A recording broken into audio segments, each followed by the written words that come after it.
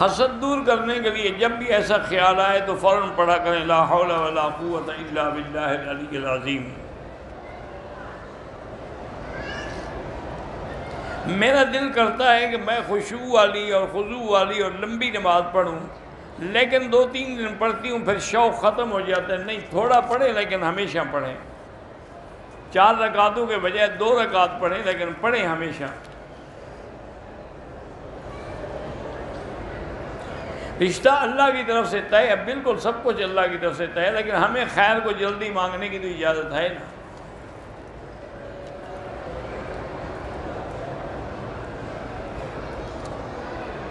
اگر آپ کے رشتے کی وجہ سے کوئی کام بگڑا ہوا ہے تو آپ بھی 2 رکعت نماز پڑھ کے اللہ سے دعا مانگیں کہ اللہ مشکلات حل کرے۔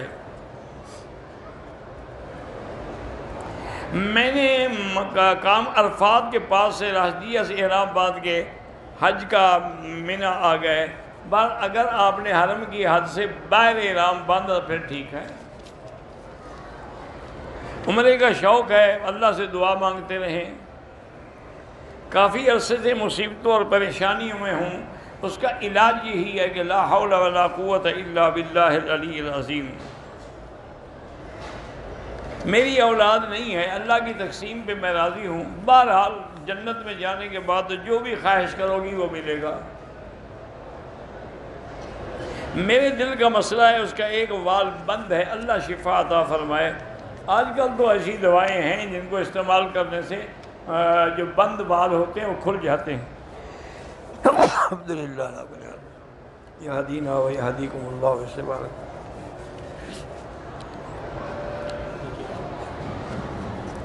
میں نے کسی کو قرضہ دیا تھا، انہوں نے 3 سال بعد واپس کیا، آپ 3 سال کی زکوٰۃ دیں گے۔ اگر حمام میں ہم کھڑے ہیں غسل کے لیے تو مسواک بھی کر سکتے ہیں، جب غسل کر سکتے ہو تو مسواک کیوں نہیں کر سکتے؟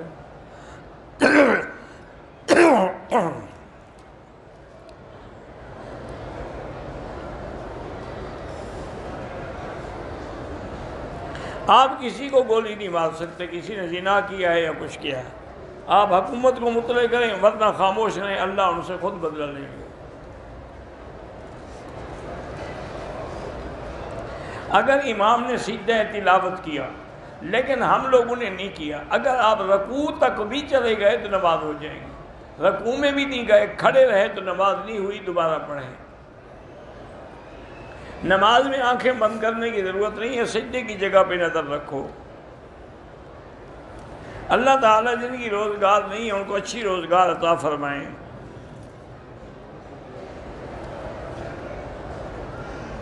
ڈرائیور نے مغرب کی نماز گاڑی نہیں روکی، ہمیں سیٹوں پہ نماز پڑھنی، دوبارہ لوٹائیں۔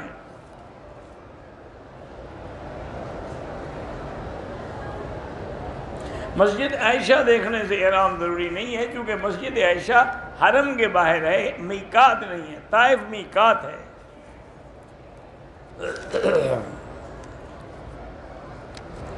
کبوتر چوک میں لوگ نماز پڑھتے ہیں، بہرحال اللہ ہدایت دے، اگر صفے ملی ہوں تو ٹھیک ہے ورنہ نماز نہیں ہوتی۔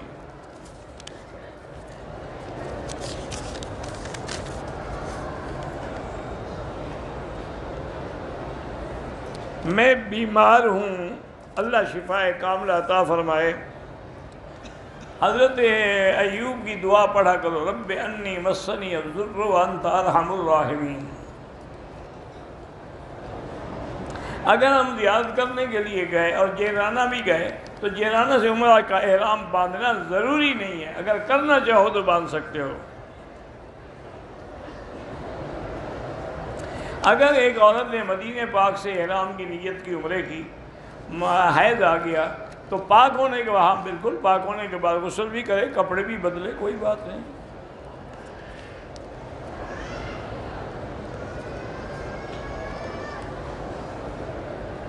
جہیز کے برتنوں پر زکوٰۃ نہیں ہوتی۔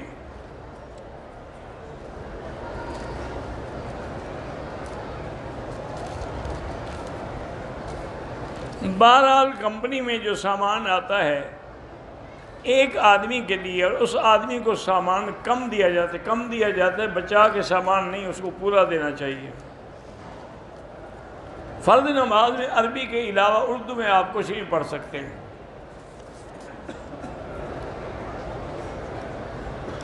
نماز میں اگر نفل پڑھ رہے ہیں تو کوئی آیات کے ترجمے پہ غور کرتے رہیں، لیکن کریں نہیں۔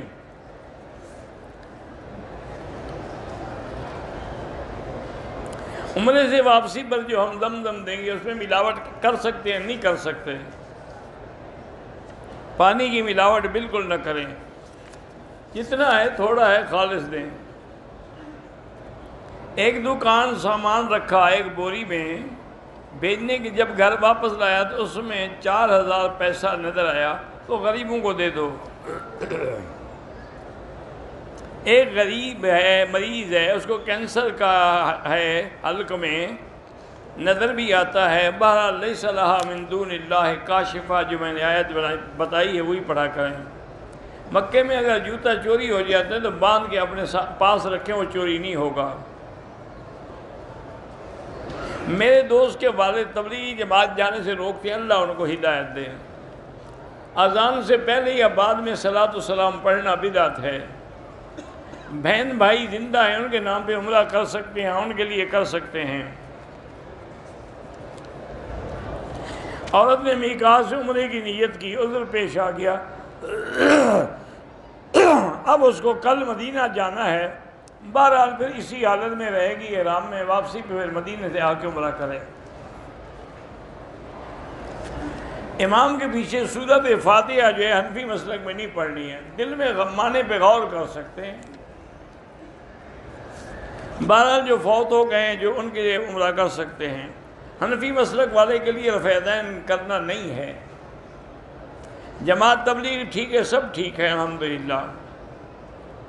جمعے کے دن کھانے پینے کا حساب لیا جائے گا، کیوں نہیں لیا جائے گا؟ ہر چیز کے بعد تسألن یومئذ عن النعیم قرآن ہے۔ پاکستان سے رابطہ کرنا ہو تو کیا ہے، میرے کسی دوست سے نمبر لے لیں۔ رکوع کرنے کے بعد وہی دعا جو حدیث میں ہے، ربنا لک الحمد حمدا کثیرا طیبا مبارکا کما یحب ربنا ویرضی، وہ پڑھ سکتے ہیں۔ طواف کی حالت میں نظر نیچے رکھیں، کعبہ پر نظر نہ ڈالیں۔ میرے دوست کے نماز قرآن نہیں پڑھتے، اللہ ان کو ہدایت دے، ان کے لیے دعائیں مانگیں، مکے میں آئے ہوئے ہو۔ میری عادت ہو گئی ہے کہ قرآن پاک اونچی آواز سے پڑھتا ہوں، پھر دل میں بھی پڑھنا شروع کر دیتا۔ بہرحال اگر کوئی اور نہ ہو، کسی کی نیند خلل نہ ہو تو زور سے بھی پڑھ سکتے ہیں۔